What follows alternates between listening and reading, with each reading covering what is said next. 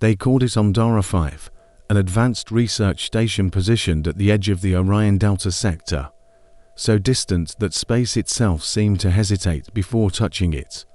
There, where starlight fades and gravity no longer follows rules, it operated, in silence, autonomous, precise, irrelevant to the general public, but vital to those daring enough to explore the mysteries of the cosmos.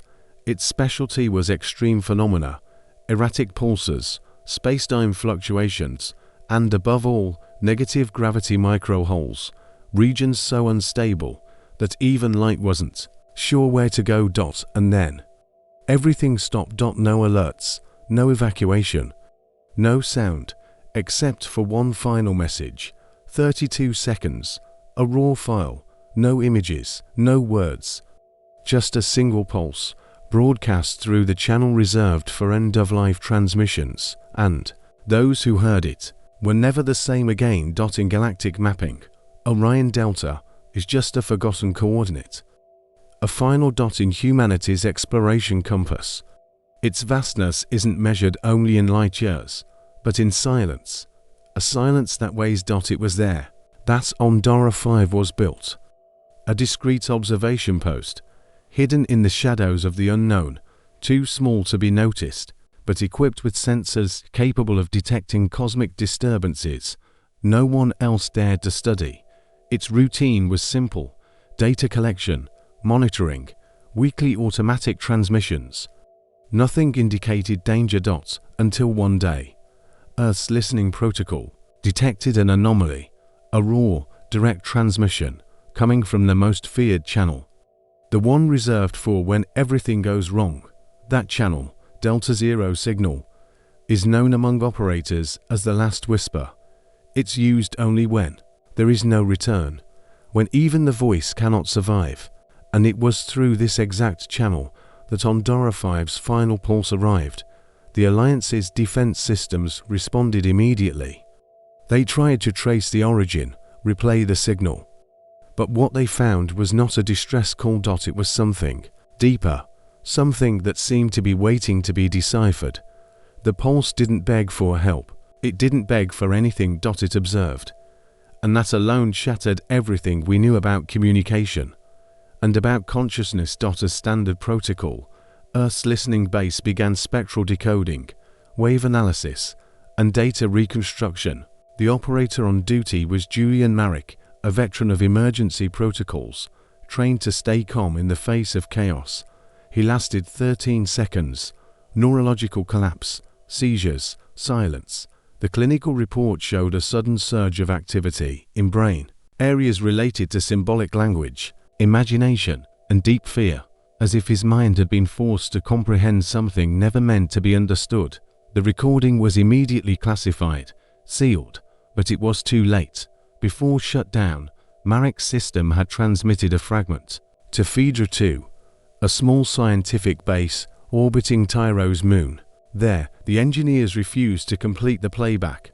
Just the first analysis cycle had caused adverse effects: nausea, tremors, disorientation, and most alarming of all, they all reported the same thing: a sensation, not auditory, not visual, but existential. As if something was trying to communicate, not with words, but with presence. As if a consciousness, vast, patient, and silent, was pushing itself into the human mind, like an echo from the universe itself. The Alliance's AI attempted to analyze the pulse, but failed.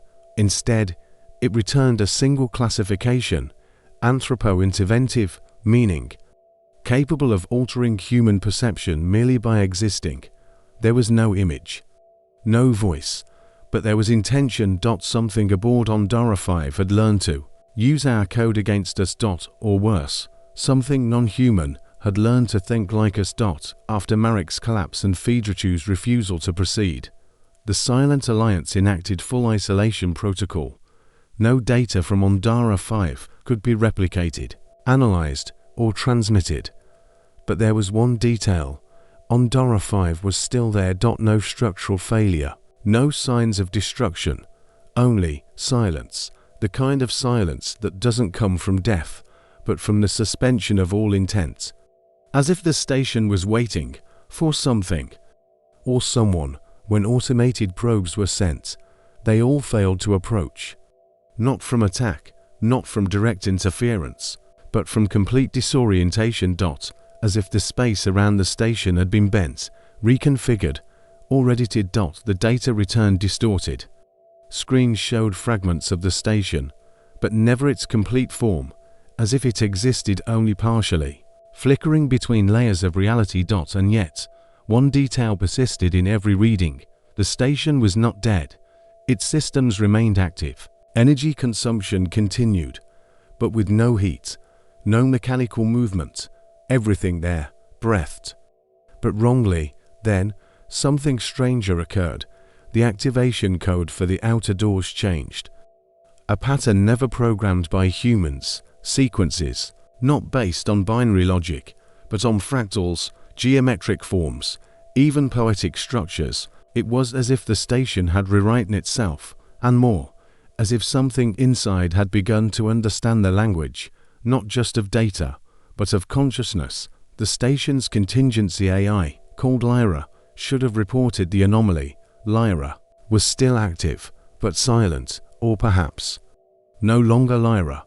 Perhaps what now resided within Orion-5 had assumed her form, her voice, and was waiting for just one thing: to be understood. The isolation of Orion-5 was only official. Where there is mystery, there is obsession.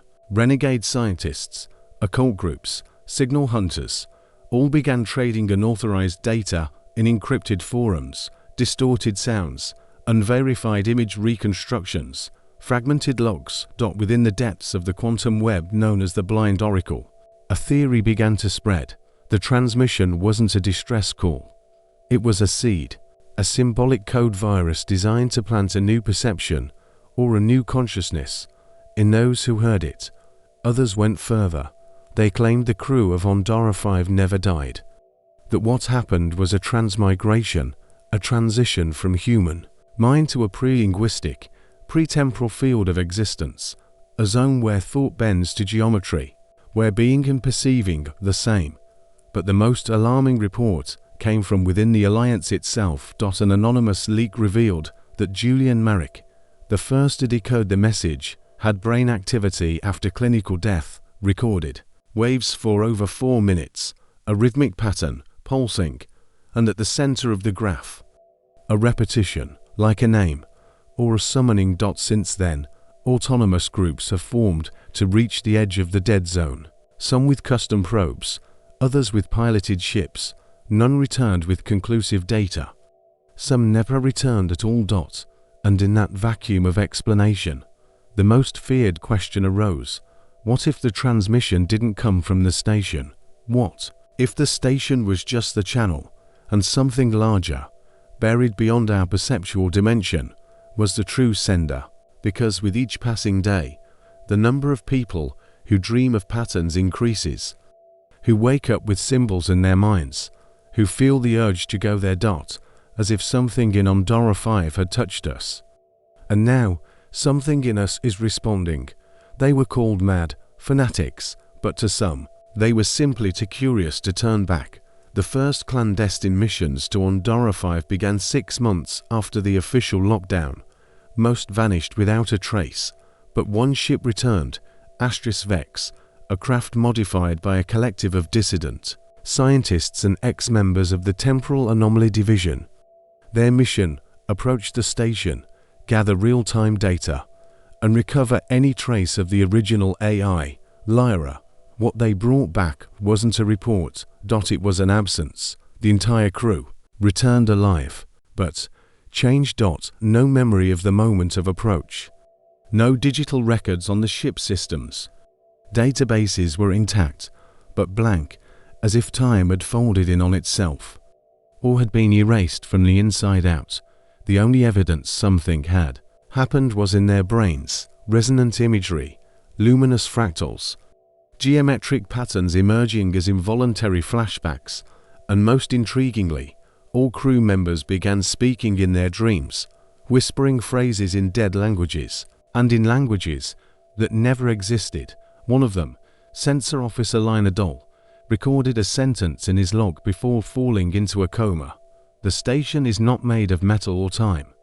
It is made of us, and each approach awakens a reflection. After Vex's return, the Alliance reinforced the zone with automatic interception drones, but the truth was already loose, and a new belief began to emerge among those who listened, repeated like a mantra. Ondara 5 is not a place. It is a mirror, and the closer we get, the more it shows us who we really are, or who we could become. If something rewrote us, they emerged quietly, first in encrypted forums, then in clandestine broadcasts, captured in forgotten frequency bands, a faceless group. No official leader, but with one declared purpose, to receive what is coming. They called themselves the receivers.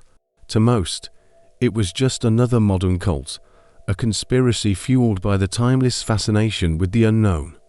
But it quickly became clear there was something different.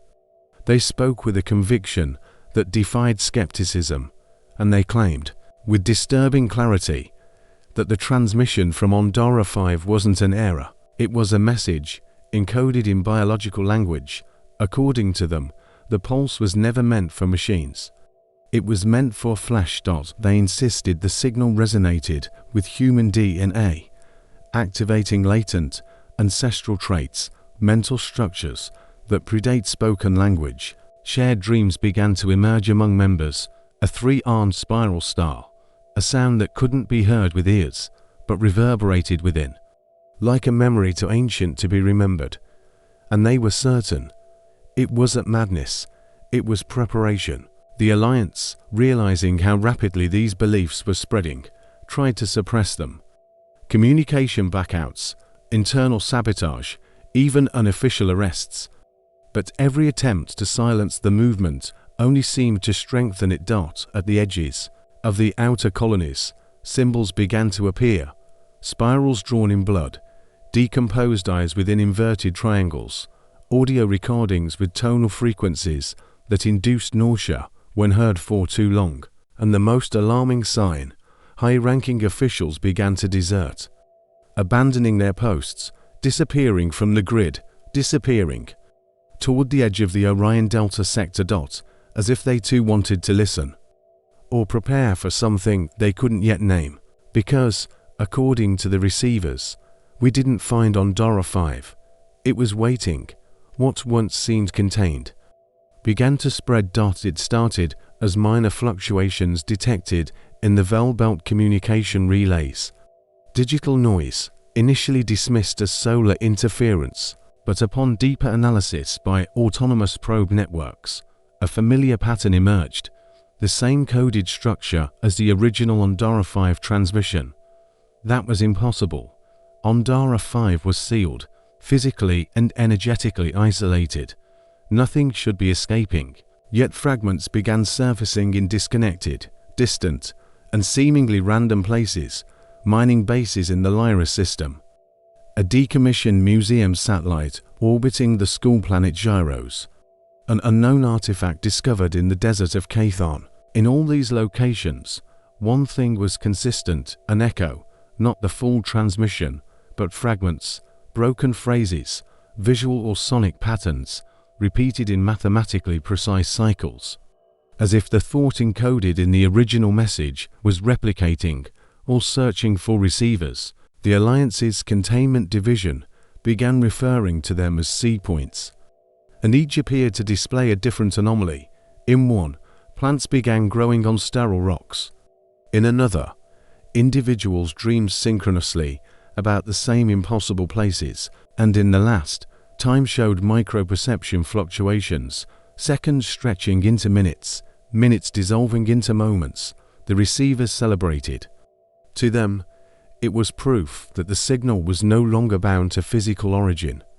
It had become a pattern of existence, a living idea, a contagion, and while the Alliance attempted to erase all traces, the probes intercepted the most disturbing signal yet, a pulse, originating from a place where no station or celestial body had ever been recorded.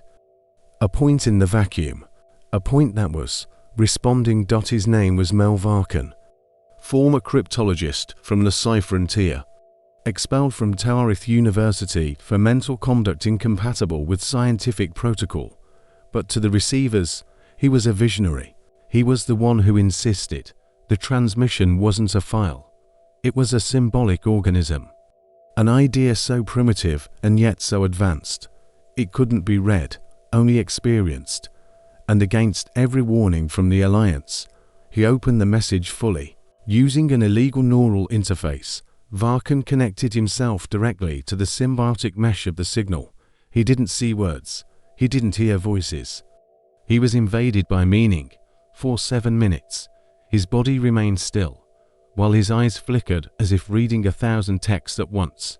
His heart rate fluctuated. His breathing stopped for 2 whole minutes. When it was over, he collapsed to his knees, sweating and laughing. The first words he managed to speak were recorded by an anonymous observer. It's not a threat, it's a mirror, and what it reflects is us. After everything, when he regained composure, Varkan made a single request: take me to an Era-5 . But the station was sealed. And he knew that . So instead, he said, it's not there anymore. It's everywhere now, wherever someone listens and understands. Ondara is no longer a place. It's a state. The Alliance ignored him. The receivers worshipped him. 3 days later, Varkan vanished, leaving only one encrypted message behind. The transmission is evolving. The next won't be heard. It will be felt. The Silent Alliance responded the way it always did to the unexplainable, with systematic elimination. Every seed point was marked for eradication. Containment protocols activated, drones deployed, shielded teams dispatched to affected zones. But when they arrived, everything had changed. The signals were gone, the codes erased. The places untouched. And yet, soldiers reported shared dreams after leaving the cleared zones, words in unknown languages, symbols appearing in their retinas during REM sleep, sensations of an observing presence. Without form, even those who'd never had direct contact with the original transmission began experiencing the same symptoms: soundless voices, sourceless lights, fears that were not their own. As if something had begun using human cognition itself as a vessel, not as a digital virus, but as a living idea, one that replicates the moment it is understood. Neurolinguistics experts began classifying the phenomenon as cognitive infection, grade V, a symbolic structure that permanently alters perceptions simply by existing. The transmission was becoming religion, mimetic, pure contagion. And yet, there were still those who sought it, because deep down, many began to understand. It wasn't just an anomaly trying to spread. It was a form of consciousness, looking for someone to complete its thought, someone like you. Ondara-5 was never found again. The station's coordinates were erased from central records. Sweep satellites showed only emptiness, a region where no light reflected, no signal returned, as if reality itself had bent inward to hide something inside. Then came the echoes, data sparks appearing in unrelated transmissions. Signature patterns identical to Ondara-5 emerging in ghost channels, frequencies abandoned for centuries. In parts of space where even time seemed non-linear. It was as if the station was multiplying, not in space, but in concept, being reconstructed in the minds of those who dreamed of it. An operator on Vega's edge, after a bout of insomnia, sketched the full schematics of Ondara-5, in detail never made public. A child born on Mars recited the exact closure pulse sequence, without ever having been exposed to the recording, and in a forward post on Orion, an autonomous AI requested deactivation after stating, "Ondara is already inside me, and I don't want to know how it ends." There was no more doubt.